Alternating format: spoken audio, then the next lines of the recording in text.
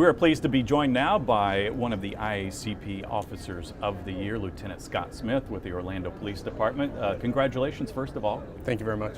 Lieutenant, of course, was part of the Pulse nightclub shooting. He responded to that shooting in June of 2016. At the time, the worst mass shooting in U.S. history, claimed nearly 50 lives and wounded dozens more. Officer, if you can, take us back to that night. You responded along with other officers. You were first one inside and to actually take on the gunman. Yes, so we actually had an officer on scene when everything started.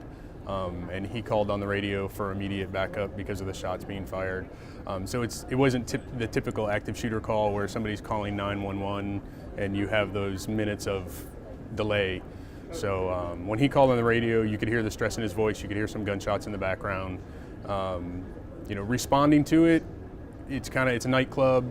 We've had nightclub shootings before. You don't think going to it that it's going to turn out the way it did.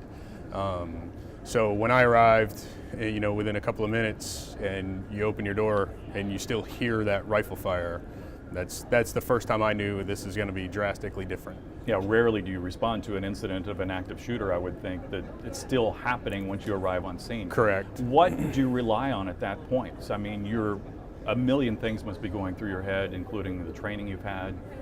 Yeah, so on scene when you first hear that sound and you see the amount of people that are fleeing, some of them are wounded, some of them aren't. A lot of it just goes back to training. We call it muscle memory, and everything you've done. I've been at the police department for 25 years. I've been on a SWAT team for 21 of those 25 years. So, I'm fortunate enough to have probably more, not necessarily better training, but we train more. Right. We train more often. We go through different scenarios than the rest of the department, although we try to convey that to them, throughout in-service training, throughout the years. But it all reverts back to that and just trusting yourself and being able to make split-second decisions. It has to be comforting, I guess, that once you arrive on scene, that you can handle the situation. I would think mentally, you're wondering what you're getting yourself into, and physically, you got to have a steady hand as well. Correct. And there were moments of doubt during this incident. You got to try to suppress those and trust yourself, like I said before. I was fortunate enough to have a couple of people that they saw me go towards the building.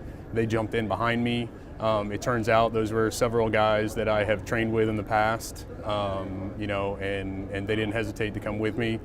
We made entry into the building, and fortunately we're able to save some people. And at the end of the night, after it turned into a tactical situation instead of the patrol response, yes, that's when it culminated in a shootout. And after going through all of this, what would you tell fellow officers who maybe haven't had the experience you've had on just how you handled the situation and what they can do if they ever come into something like this? Again, I think a lot of it goes back to their agency training program. There are some people that show up to training and like, oh, it's an 8-hour day. I don't have to work cases, or I don't have to ride patrol, or something like that. And they may have that mentality for the 8 or 10 hours that they're in training. But if you go there realizing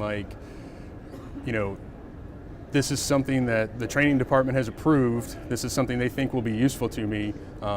Everything's different every day, so just pay attention and try to take something out of training every time you attend it.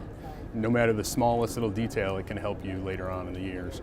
Whether it's later on that year or later on if you're a new officer 20 years down the road, it can always help you.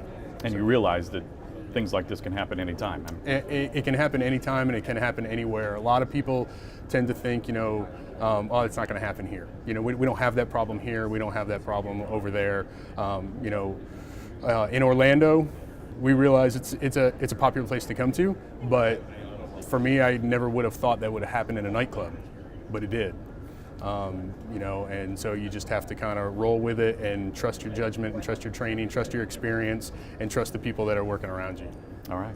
Lieutenant Scott Smith, thanks for joining us. Congratulations on the award, and we're glad you're okay. Thank you very much.